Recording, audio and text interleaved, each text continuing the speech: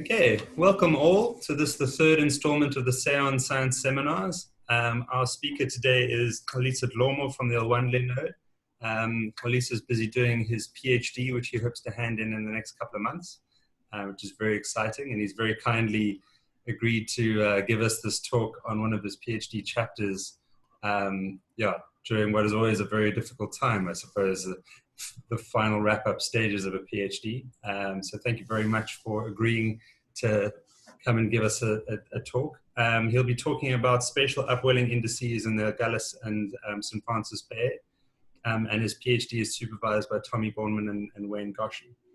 And I think he's already lined up to be doing a postdoc with us once the PhD is complete. So Xolisa, if you could share your screen, and I'm going to mute everyone just to avoid any background noise, and then you'll just have to unmute before you start. Okay, take it away. Thanks.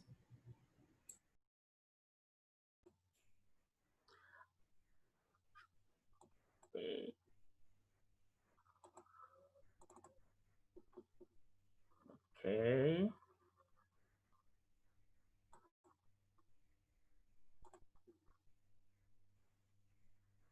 Okay, thank you everyone. I hope everyone can see my screen. Is that fine? Yeah, perfect. Yes. Okay. Oh, sorry, I should have just said, if anyone has any questions, please pop them in the chat window. And if there are questions that need clarity during the seminar, then I'll interrupt Xolisa and ask him just to clarify. So feel free to park questions in the chat window, and then we'll use that to address questions at the end of the talk. Thanks. Okay, cool. Thanks, man. Okay, my name is Xolisa Dlomo. I'm a PhD student, and my supervisors are Wayne Goshi, who left last year, and Prof. Tommy Bornman. So I'll be presenting to you guys a section, in fact, of my chapter on upwelling. It's not a full chapter because of time. I don't think I'll have much time to actually go through everything.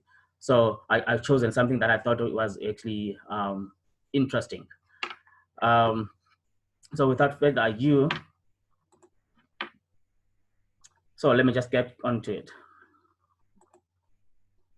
Okay, this will be my overview of the presentation. I'm just going to be doing an introduction, which is going to be a background and a bit of rationale, and then go to a bit of methods and the materials, and then show a bit of results, and then conclude from there off.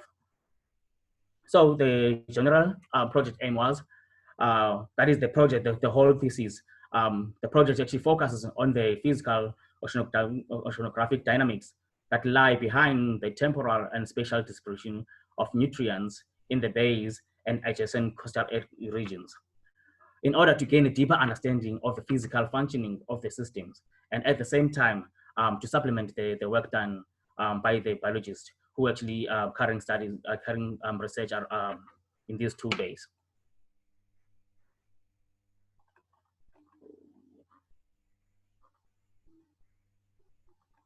Oh, so a bit of a background and rationale.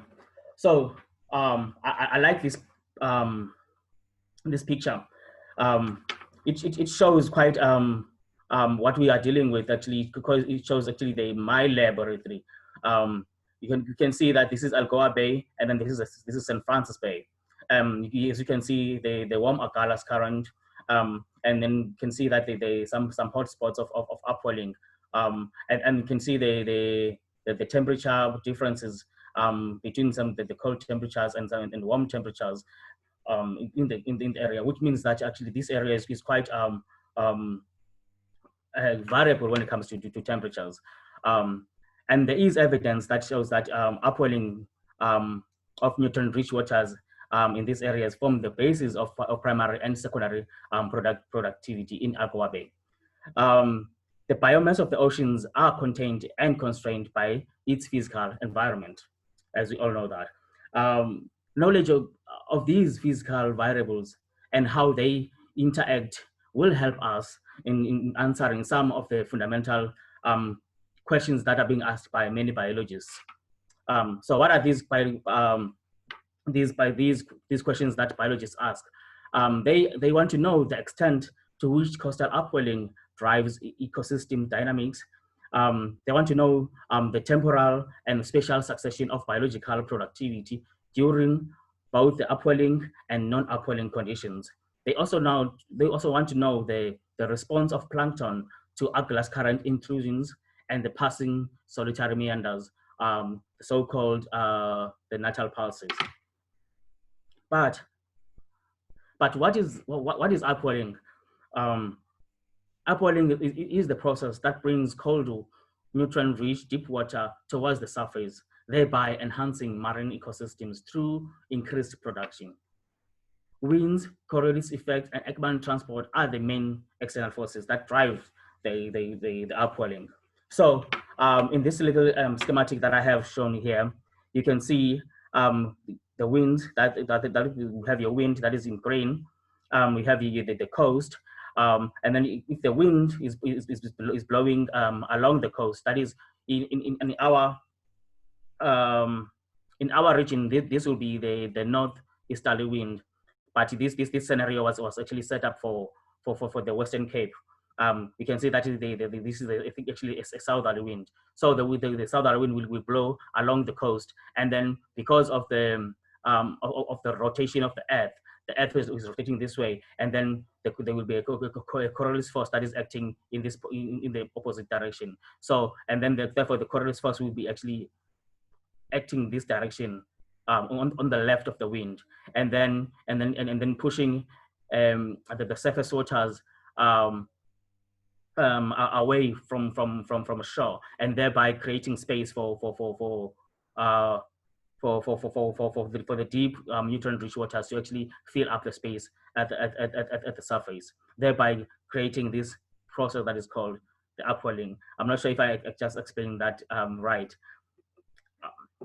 But in any case, that's what is in essence the upwelling is. So whenever there is an upwelling, or in areas where this phenomenon actually takes place, there's always like some biological activity, and because of that biological activity, then you have many fish, and then because there'll be many fish, and then there's going to be a substantial economic benefits in those areas where this physical process affects the ecosystem. So the spatial and temporal variability in regimes of coastal upwelling may have profound effects on the distribution and the local dynamics of coastal marine populations and the entire communities. So now back to what I'm presenting here. So this is my study site. So this is actually the sentinel site of SAEON. So in this picture, we see we have underwater temperature strings, what is called the underwater temperature recorders, and we also have our ADCPs. So wherever you see the star represents this is then it would be an example of underwater temperature recorder. So wherever you see a star, meaning that there is a chain of that is more on the seafloor, and then depending on where the star is, some actually are on the 30 meter isobart, and some are actually on the around 60, and some are around 80. So this is actually the where the data I'm going to be representing here. This is actually the thermostat data that I'll be talking about. So the index that we are going to be talking about these are the indexes. This is how I get them. So I have the event duration, which is after creating a time series, a depth average time series of that temperature data, then we the duration of each cooling event in days is actually defined as here as DE. That is from when the temperature started dropping, and then when the temperature starts to actually picking up. So, and the cooling rate is actually the rate of drop in temperature over the days, over the cooling event. Is actually defined by by dividing the change in temperature over the time it takes for the temperature to drop from the positive to the negative. And then we have the integrated cooling. The integrated cooling is actually just an integral, which is measured, which includes both the change in temperature, which includes the change in temperature and the duration of the low temperature D. That is the time it takes for the temperature to go to from the positive, from the most positive to the most negative temperature. And it is actually just an integral of the cooling phase, which is scaled here by the change in temperature multiplied by the duration it takes for that change in temperature, and divided by 2, which is actually this. The reason that we're dividing by 2 is just actually it's an integral of from this area, the light gray one, and then it's if. Oh, I think we're losing your sound there, Xolisa. Maybe if you could just repeat that.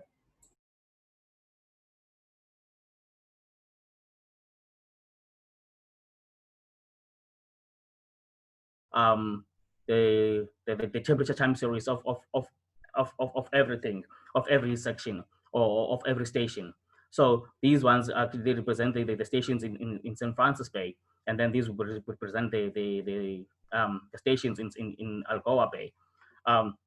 What we can see here actually in these temperatures time series is that whenever like you see, like for example here in Algoa Bay, the temperatures they vary together. It's like whenever you see a cooling of some sort in Algoa Bay, that cooling event will be actually spread out throughout the entire bay. You can see that the cooling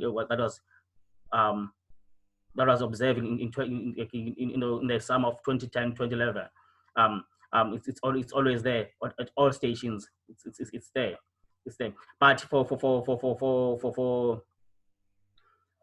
St. Francis stations, you hardly actually see whereby a temperature is actually shown throughout the other stations.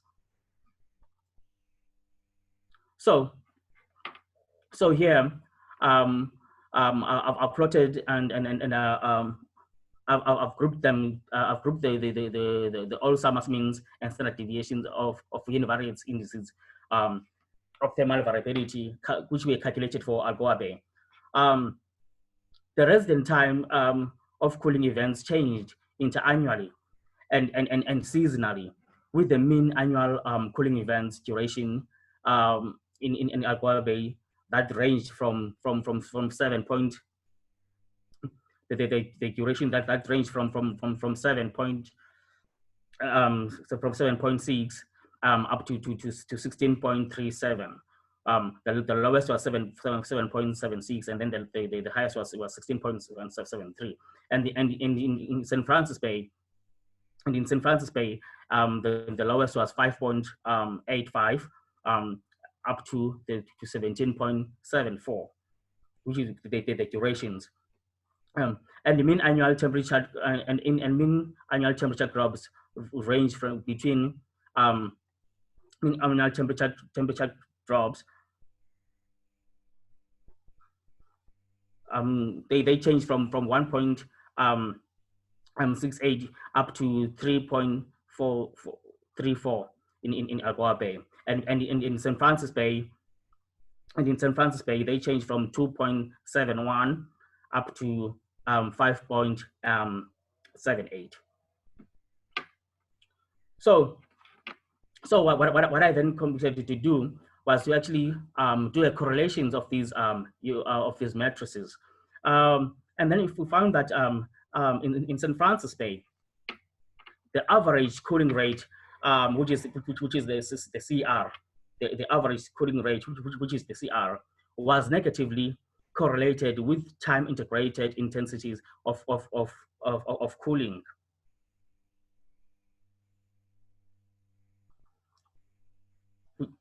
Which is here. Which was negatively correlated with time integrated intensities of cooling, which was positively and significantly correlated with the mean duration of cold events, and positively and significantly correlated with negative anomalies events, which was not correlated with the duration of events. To me, this suggested that among the sites in St. Francis Bay, differences in cooling rates were due to differences in both amplitude and duration of time of temperature decreases. However, the correlation between cooling rates and duration of cold events was negative, indicating that longer negative anomaly events were associated with less abrupt drops in depth average temperatures. So the cooling rates were negatively and significantly correlated with longitude. That is, when I say longitude, it's a matter of just saying from the left stations up to the most positive stations, suggesting that the cooling rates decreased with an increase in longitude. That is, if you are looking into St. Francis Bay, that is from Thai Spent, which is actually the far left of the bay, to actually the far right of the bay, that is Schumann scope. So, but in Algoa Bay, the mean duration of cold events was strong negatively and significantly correlated with temperature anomaly. So in Algoa Bay, so DE of Algoa Bay was strongly negatively and significantly correlated with the temperature anomaly, which is this one, suggesting that when the amplitude of positive temperature anomalies increase, the duration of cold events decrease. And when the amplitude of negative temperature anomalies increase, the duration of cold events increase.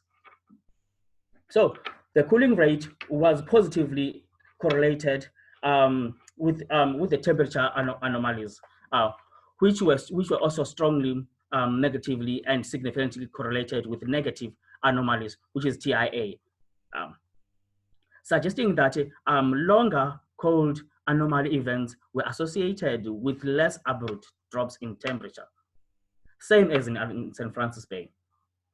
Furthermore, the cooling rate was strong negatively and significantly correlated with mean event duration, which also might suggest that longer negative anomaly events were associated with less abrupt drops in temperature. But the time integrated intensity of cooling was not correlated with mean duration events. That is, the TIC was not actually correlated with the event durations, which supports more the idea that longer cold events in Algoa Bay were associated with abrupt drops in temperature. That is, the cold events in Algoa Bay were prolonged by a slow cooling rate, but the abrupt drop in temperature might have some effect on the cold events intensity. So the cooling rate was also positively correlated with the longitude. That is, the cooling rate, which was actually positively correlated with the longitude, which was also strong positively and significantly correlated with negative anomalies. That is the TIA, which is the TIA, which indicates that in Algoa Bay, the cooling rate and cold events increase with an increase in longitude. That is, in Algoa Bay, so if you go from Cape Recife to Bird Island, then the cooling rate and the cold events will increase as you go along shore from Cape Recife to Bird Island. So in this slide, what I wanted to show is actually just to show to show the three univariate indices, which is the cooling rate, the total integrated of cooling, which is actually the upwelling index, and then in color we will see the temperature anomaly of each annual temperature.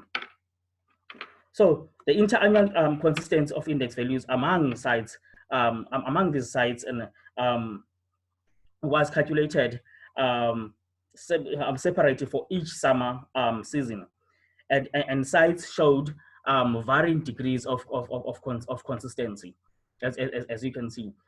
In Algoa Bay, it is known that the eastern sector, that is the woody Cape and Cape Padron sector of the bay, is prone to wind-driven upwelling during summer months when easterly winds become more frequent.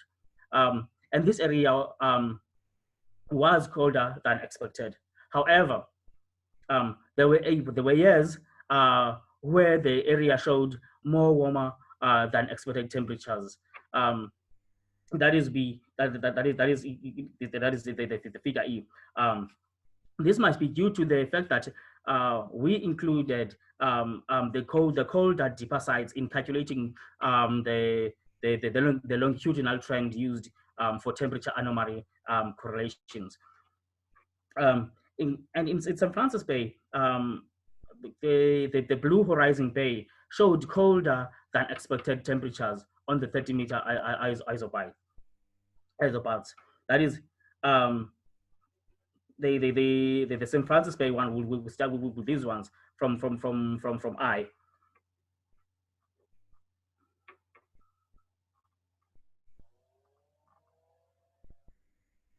So BHB, which is a Blue Horizon Bay, showed colder than expected temperatures on the 30-meter isobars.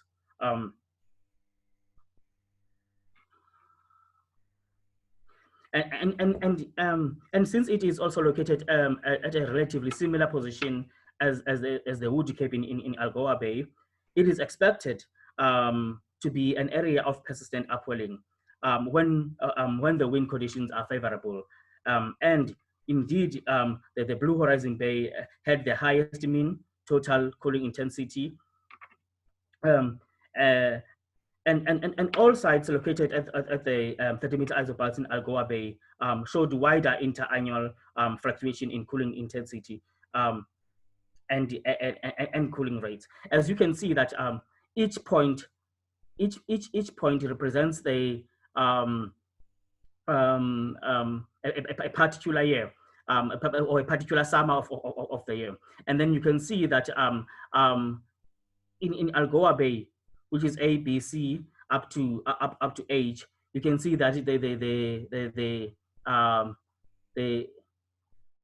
strong variability of the strong interannual variability with sites. But in some sites, though in St. Francis Bay, had data for only one or two summer seasons, and as such, we couldn't deduce much from their interannual fluctuations.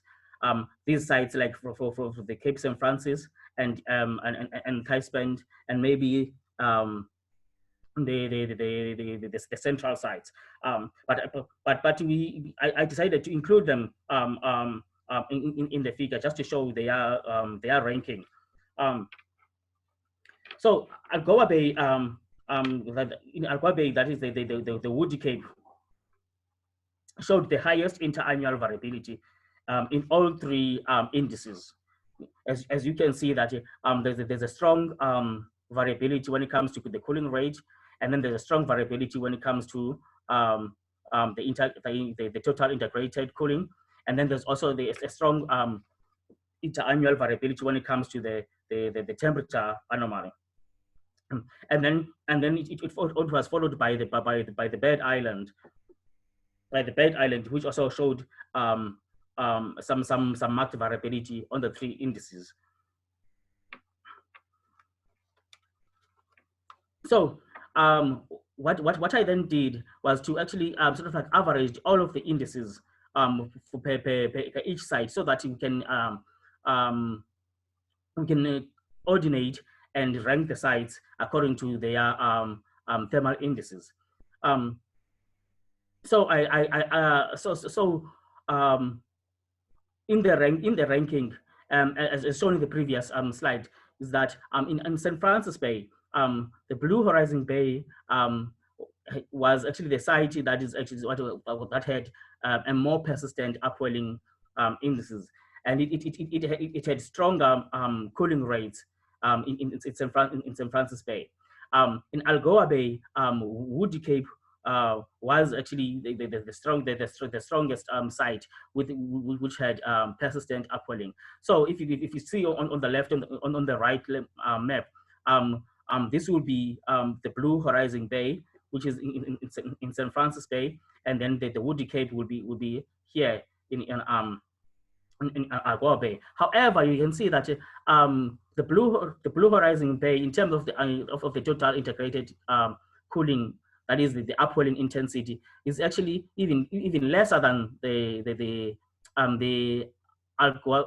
Alexandra Dunefields cooling intensity, which is also here, meaning that in Algoa Bay there are more sites with stronger and persistent upwelling conditions than in St. Francis Bay. Even the central site actually measured a cooling intensity that is actually equivalent to the strongest cooling intensity in St. Francis Bay.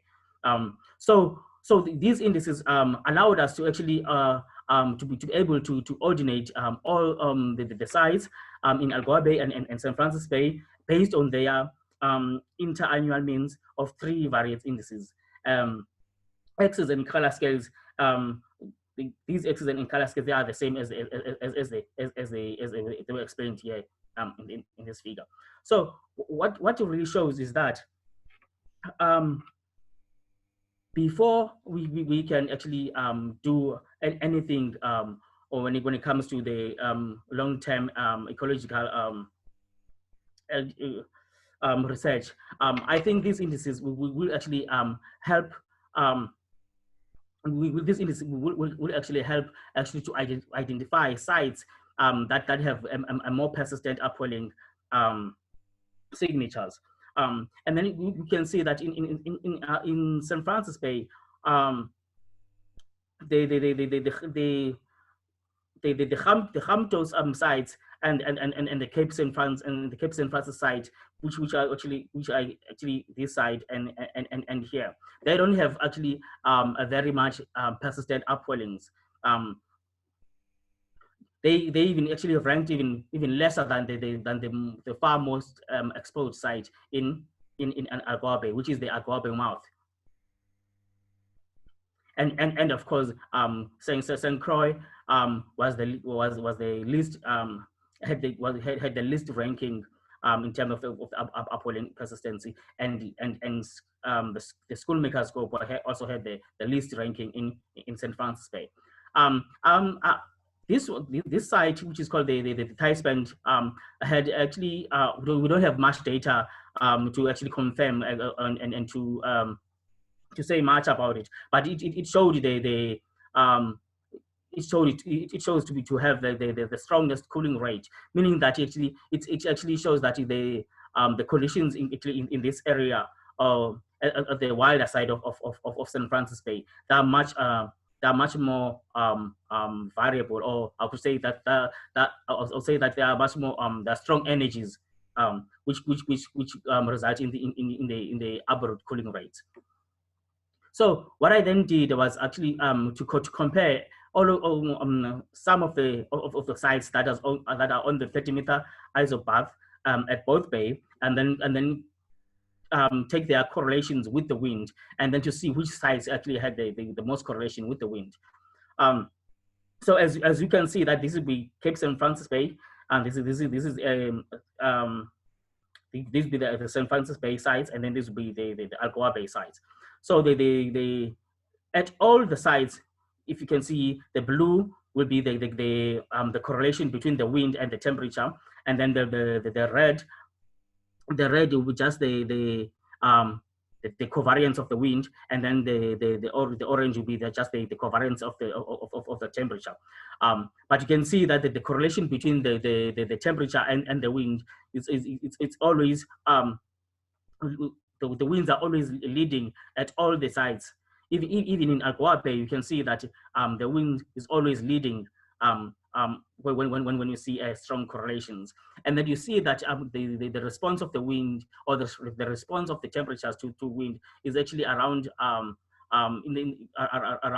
we have strongest correlation at around 1 day, well, that is 22 up to 24 hours.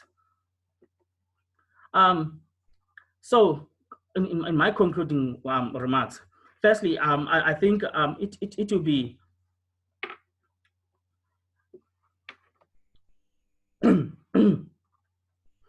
like sites in St. Francis Bay and Algoa Bay were ranked successfully,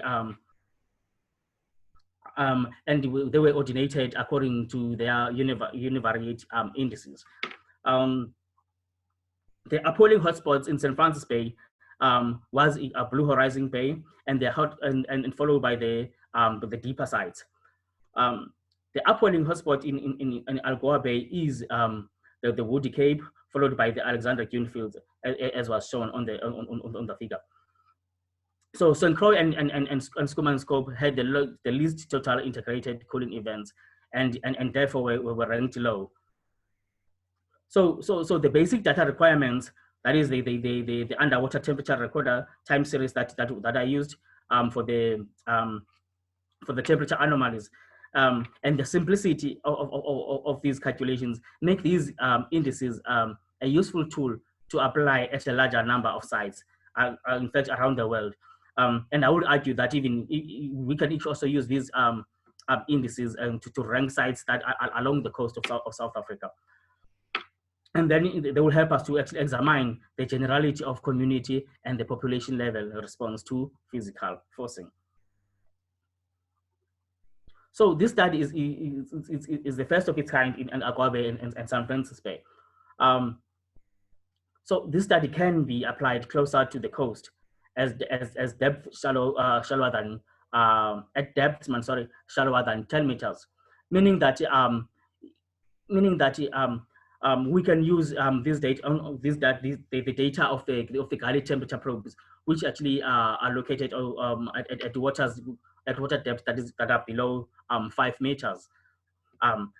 Whereas we know that upwelling studies, they tend to look at the satellite data, and then we know that the difficulty of satellite data to actually looking closer to as it comes closer to the coast. So these indices actually can counter that and make it and make this the upwelling studies closer to the coast possible. So SAEON can ordinate and rank sites along the whole coast of South Africa where it has temperature loggers. That's the beauty of these indices. So understanding where upwelling hotspots are at in St. Francis Bay will also help us as SAEON to plan future long-term ecological research stations. Currently the currently available mesoscale indices for upwelling intensity lack the resolution needed to characterize and compare inner shelf upwelling regimes at small scales, at small spatial scales, which is often required to test relevant hypotheses in ecology, conservation, and management. I know for a fact that the staunch physical oceanographers would have thought or would have wanted me to actually show or compare these indices to the classical upwelling Ekman upwelling Ekman theories. On my papers, I have shown that, but for the sake of this presentation, I thought it would be a bit longer to actually to show that. But if one is actually interested in seeing the actual depth temperature response to the wind stimuli, and the application of the Ekman theory on those two stations that had the most persistent upwelling conditions at both bays, that is the St. Francis Bay and Algoa Bay, which is the Woody Cape. I'm happy to show a bit of those plots. Thank you.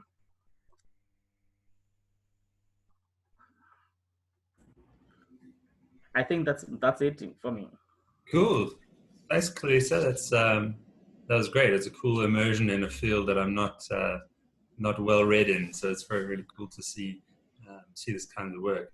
Yeah, just a reminder to people to pop questions into the chat box if you have any questions, and if you have more than you would want to ask, then you can pop into a chat box. Then just you can use the raise your hand function. If you go participants. And then I think you should be able to see a raise hand function there somewhere.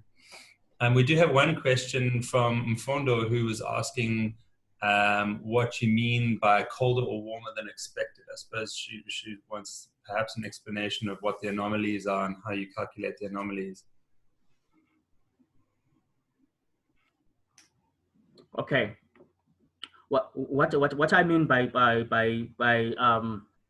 colder or warmer than expected to be actually if it's a for each station we calculated the mean temperatures, right, for each station, and then we take the anomaly for that station, and then if for example, we know for the fact that from looking at the temperature recorders, I know that the highest temperature recorded in Algoa Bay were found in around the Woody Cape.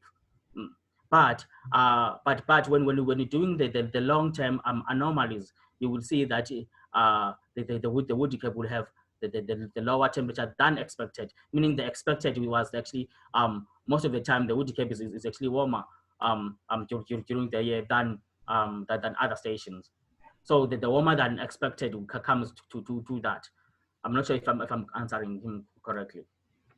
Yeah, I think so. So it's essentially how different it is relative to kind of a baseline. Yes, each yes, site. Exactly. Yes. And so was there much of a relationship between the average temperature of a site and the degree of cooling that could happen? You say Woody Cape was one of the warmest sites, but it had some of the highest negative anomalies. I was wondering if there was a consistent relationship like that.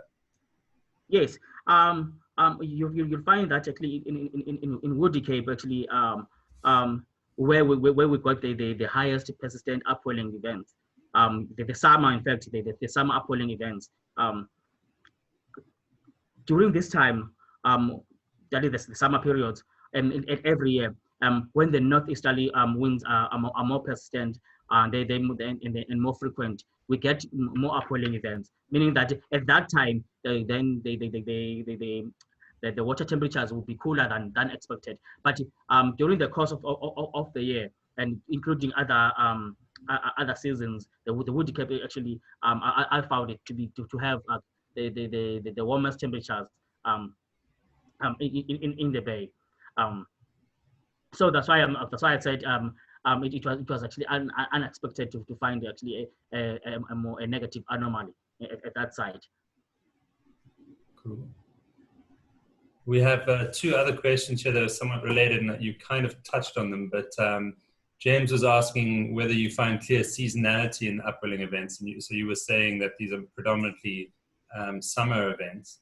And then Julia was asking if there's any indication of changes in upwelling patterns and any suggestions that we might see changes in this kind of seasonality moving into the future. And Yes. I suppose this is all kind of interesting in that the location of the study site is the kind of dual peak rainfall area. So you know, be interesting if it is it very strongly. These events only really happen in summer, or they happen year round, but they're most likely to happen in summer. And yeah, is there any indication that this is changing? Yes. I think one thing one thing that we can take away from this is that as we're moving forward, things in the bay actually they're getting more variable, if you get what I mean. Meaning that when I checked and looked at the temperature trends around the bay, you will see that even though at previous studies, for example, like Wayne on his, I think it was 2012 paper, they reported actually in some kind of like an increasing trend of temperature, meaning that they said the bay is actually getting warmer. But with the longer data set, and looking at the same trend that they were looking at, I found that actually there's not actually an increasing trend, but there's more of like a multi-annual variability.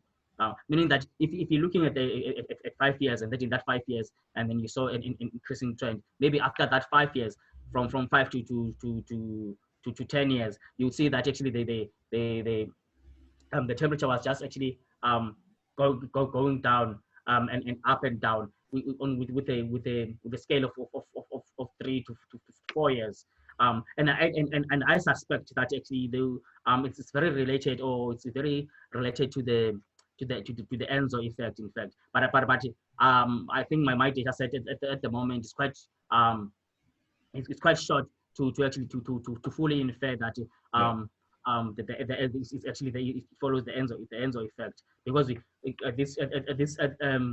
at the data set that I have now, it's from 2008, late 2008, and then up to 2017, and currently you see that exactly like 10 years, and then I'll cover 2 seasons maybe of the Enzo effect. That is like around 4 years, which is just only 2. So I can't actually say much about it. But from what I've seen now, there is actually a multi-annual actually variability that is happening in the bay. So not necessarily saying that actually the things are getting there's an increasing trend or a decreasing trend, but things are getting more variable. Yeah. I thought that was it for questions, but a few new ones have just come in. Yes. So Aubrey was asking if you get much advection fog in Algoa and St. Francis Bay, and if that's related to the cold upwelling. That's a bit of a stretch for me. Advection fog. No pressure. But what I know in general would be that if the bays will be warmer or colder. If it's warmer, then every atmospheric event would actually generate, we would get more energetic, because the colder the ocean, the warmer the ocean, the more it will actually energize any atmospheric event. Even if, like for example, there can be for God forbid, there can be a storm coming coming southways towards the bays, and then when it gets to the bay, if the bays surface temperatures are colder, then the storm would actually lose some energy. But if the surface temperature of the bays are quite warm, then the storm will still get much more energetic as it hits the ground, until it hits the ground. So there's that's the relationship that I can draw from right now. But I'm not sure about the fog, because I haven't actually looked into it, or have data to actually correlate it with the temperatures in the bay. Yeah. And then Tony was asking about how tightly linked the temperature anomalies are with the nutrient increases, and is there like a predictable relationship there that you could say this much change in temperature would mean that this much nutrient increase? with the upwelling, or is it far more complicated than that? And has it actually been studied in Algoa Bay? I think I would say according to what I've been the physical oceanographer in me just says if like the upwelling events they get more persistent and they increase with time, then there'll be more nutrients that will be actually introduced to at the surface of the water column. But if those nutrients get used up or not, then that's a different story. But to me, I would say that the correlation between the nutrients and the colder oceans will be positive. If there are more upwellings, then there's going to be more nutrients that are going to be brought to the surface. And remember, upwelling is just actually the upliftment of the colder, deep, nutrient-rich waters. So if there are more of those, then there's going to be more nutrients. But if there's less of those, then there's going to be far less nutrients. But if those nutrients that get upwelled, if they're going to be used up or not, then I think that's a question that maybe Vundo and Tommy and Sean can answer. Yeah. So I've saved the most important question for last, of course, which is what does this mean for the surf at Jeffreys Bay and St. Francis Bay? What does it mean for the surfing at Jeffreys Bay and St. Francis Bay? The surfing. Yeah. Yeah, but I think for the surfers, it would mean that that in these previous decades, the studies by Mathieu Rouault from UCT, they've indicated even beyond, they've indicated that actually the winds actually they're getting much more stronger and much more variable. Yeah. As we know that actually the ocean currents and the waves, they are actually much more controlled or affected by the wind, as the wind is actually dumping some of its energy on the surface of the ocean, meaning that causing more waves and causing more what do you call this, more currents. I would say as things going forward, I would say actually the surfers might actually be happy because there's going to be more storm surges. There might be more some rocky waves to ride on. But for coastal management and the people living on the coast, that's a different story. Different story, yeah. Yeah, I was thinking and of course, looking at the tides records, you would see that actually the tides are there. There's an increasing trend on the tides. There's a paper by Tommy, I think it was 2016. They show that there's an increasing trend on the tides, meaning that actually the sea levels are rising on the bay. So if the sea level is rising and at the same time the winds are increasing, meaning that there's going to be more variability on the coast. Yeah. So it's a what you call in Xhosa inner, meaning that they feed on each other. The surfers might be happy, but the coastal environment and the coastal management, they won't be happy on. Yeah. Yeah, I was wondering if you guys should start a social ecological study there of the correlation between upwelling and wetsuit sales. I'm always shocked at how cold the water is there. You expect it to be nice and warm. But yeah, I think that the coastal management and upwelling stuff is very, very important. Cool. I think yeah. Yep. I think that's more like it from my side. Yeah. I think we'll leave it there, and yeah, thank you very much. It was a very, very informative presentation. Very, very interesting to hear the work you've been doing. Just to remind people that the presentations are being recorded, and I'll post them on YouTube. I might take a little while to post this one because I'm not sure what happened. I had a power surge in the middle of it and had to re-log in and everything.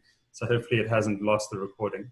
But the two previous talks are already uploaded on the SAEON YouTube channel, and I'll share that by email later. And then just to say that our next speaker, which will be on November the 6th, will be Julia Glende, and she's talking about estimating evapotranspiration and catchment scale hydrological models. And I think, I'm not sure of the details, but Julia and I were discussing it being a bit more of a workshop to try and get feedback from ecologists and others about how best to try and explore this in hydrological models.